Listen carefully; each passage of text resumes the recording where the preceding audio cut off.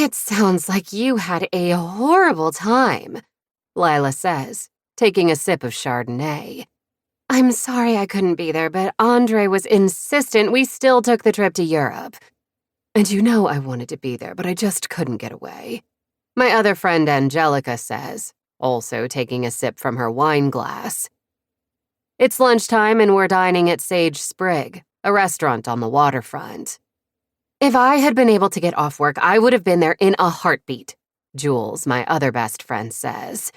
But you know how demanding my job can be at times. I look at my 3 best friends and try to force the fact that none of them were there for me the day I buried my father out of my mind. As well as the fact that I haven't seen any of them much in the last 3 weeks. I understand. Life happens, I say, trying to ignore the knot in my chest. I know you all have commitments. I pick up my glass of wine and take a mouthful to wash down my lie. The truth is, I don't understand. They are supposed to be my best friends, but when my life collapsed around me, they were nowhere to be seen. Oh, their over-the-top floral arrangements came to the house, as well as the wine hampers and cards of condolences. But a shoulder to cry on? Not a single one. I feel their guilty gazes on me, waiting for me to say something else because heaven forbid they try and make this awkward lunch any easier on me. My fair-weather friends. You're here now. That's the important thing, I add with a forced smile. I'm so pleased you invited me to lunch today. Perhaps we could make it a weekly thing again? I'm hurt by their lack of support, but willing to put it behind me.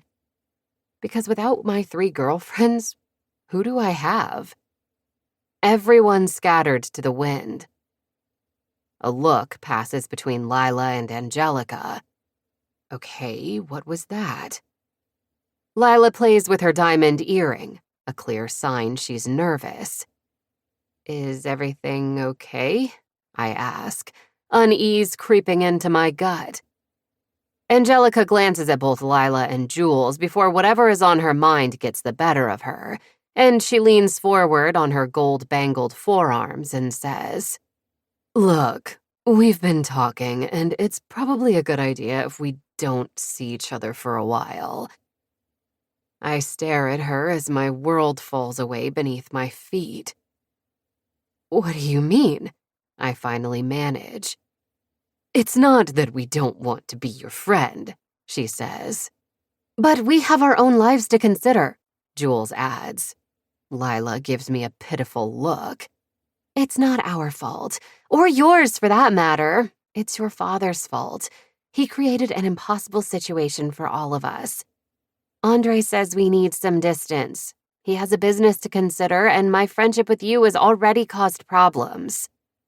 And Edward says being an acquaintance of the Bamcorda is hurting his political ambitions, Angelica says, referring to her husband. He's running for mayor and says we need to separate ourselves from what happened. Edward didn't have a problem being tied to my family name when he was receiving big fat campaign checks from my father.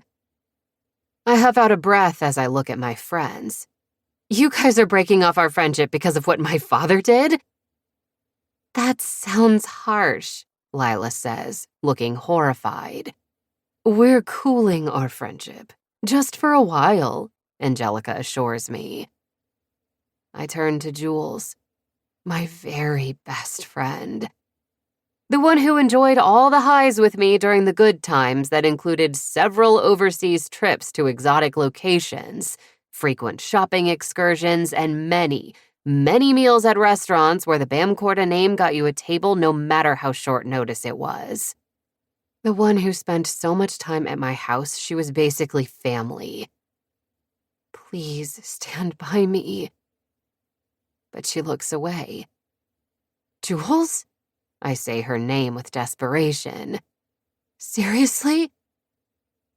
But she doesn't look at me, and my heart breaks. I have no one. To keep listening to this audiobook, I've left you a link in the description so you can do it. at no cost thanks to Audible's 30-day free trial.